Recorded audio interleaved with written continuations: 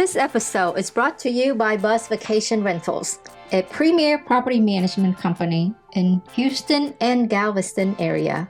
Buzz Vacation Rentals specializes in managing short-term rentals the right way. Give us a call at 281-549-8432 to learn more, or check out their website at buzzvacationrentals.com. That is buzzvacationrentals.com. Now back to the Real Estate Ballers Show.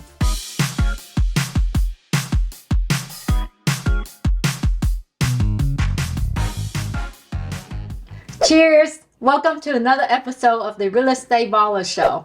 If you're new here, my name is V. Lee. So today's topic is wholesale versus wholetail. Wholesale and wholetail are exit strategies that real estate investors use to exit the property. They're typically faster than other exit strategies such as flipping or buying and holding. And there's that saying, you make money when you buy, you collect money when you sell. So what is wholesaling? Wholesaling is explained like this. Investor David entered a contract to purchase the property for $100,000.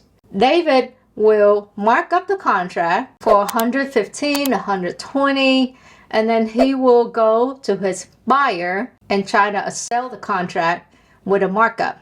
If the buyer agrees to buy it, and at the closing, David will get paid an assignment fee, which is the difference between what David entered the contract for and what the buyer paid. With wholesaling, it's low risk, it can be fast, it's required no credit. David doesn't have to have credit, David doesn't have to have funds. David does need to have probably a list of buyers already that he can turn to pay for the property. And because David needs to have a buyer that can perform, because if you have a buyer that walk on you at the last minute, then you may lose the deal. So David is limited to who he can wholesale to.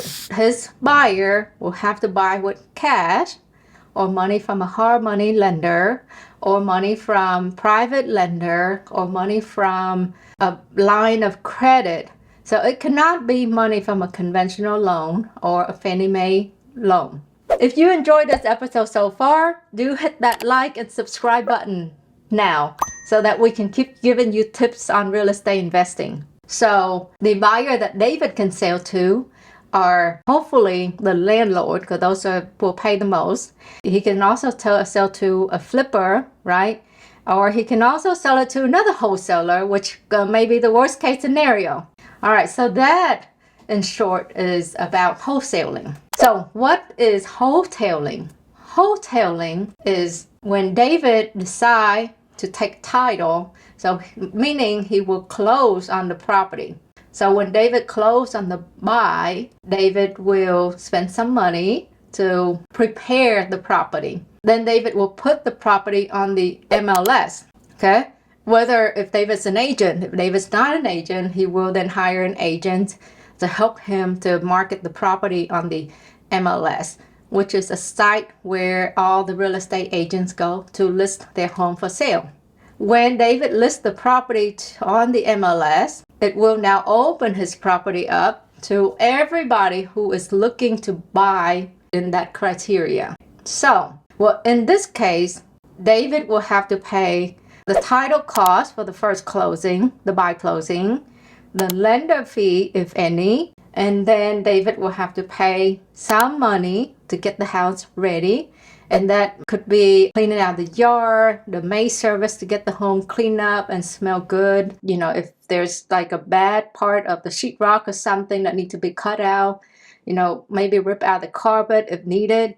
So just real minor repairs. All right, so those are the additional costs that David incur. And then at the second closing, David will also have to pay for another title fee, a real estate commission. David will also have the holding costs that includes interest, tax, insurance, utility, yard maintenance from the time he closed on the buy to the time he closed on the sale. So you might ask, it sounds like it's a lot more work on the wholetail than it is on the wholesale. Yes and no. It probably looks like it's more work, but because David opened the opportunity up to everybody, David essentially get a bigger spread, and that means more money.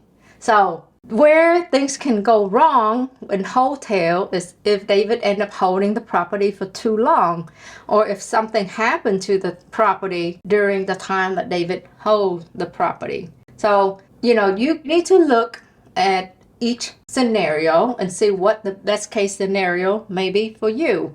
Whether wholesale is the better exit strategy or wholesale is the better exit strategy.